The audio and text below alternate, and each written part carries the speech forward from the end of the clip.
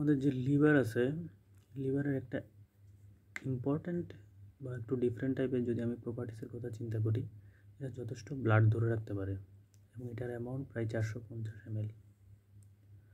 আর যেটা লিভারের মধ্যে কিছু ভিটামিন এখানে জমা থাকে, স্টোর থাকে, ভিটামিন এ, ভিটামিন ডি।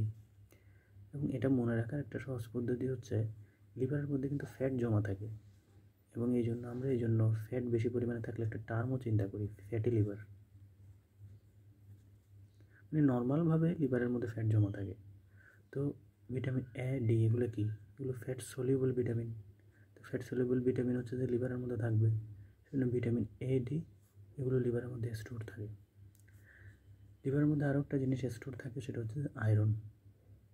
তবে যদি দেখা যায় যে লিভারের মধ্যে আয়রনটা বেশি পরিমাণে স্টোর থাকে, এক্সেস পরিমাণ যদি স্টোর থাকে, তখন সেই কন্ডিশনটার একটা নাম আছে।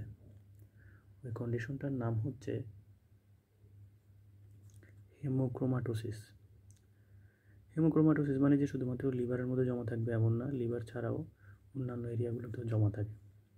যেমন ঠিক সেরকম লিভারের মধ্যে সিউ বা কপারও জমা থাকে। আবার কোনো কারণে কপার যদি এক্সেসিভ পরিমাণে যদি জমা থাকে লিভার প্লাস অ্যাসোসিয়েটেড অন্যান্য অর্গানের মধ্যেও, ওই ডিজিজটার নাম হচ্ছে উইলসন ডিজিজ। তো এটার একটা ইম্পর্টেন্ট জিনিস হচ্ছে, দেখা গেল আমাদের যে লিভারের মধ্যে ভিটামিন এ, ভিটামিন ডি জমা থাকতেছে।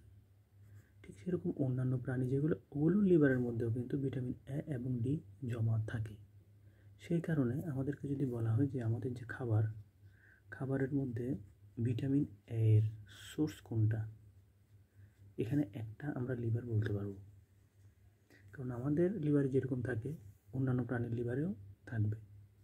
আবার আমাদেরকে যদি বলা যায় ভিটামিন ডি এর সোর্স কোনটা আমাদের খাবারের, তখন কিন্তু একটা আমরা লিভার বলতে পারবো, কারণ ডি জমা থাকলে আসবে। আবার একইভাবে আয়রনের সোর্স আমরা যদি কখনো বলতে চাই, তখন আমরা লিভারের কথা বলতে পারবো।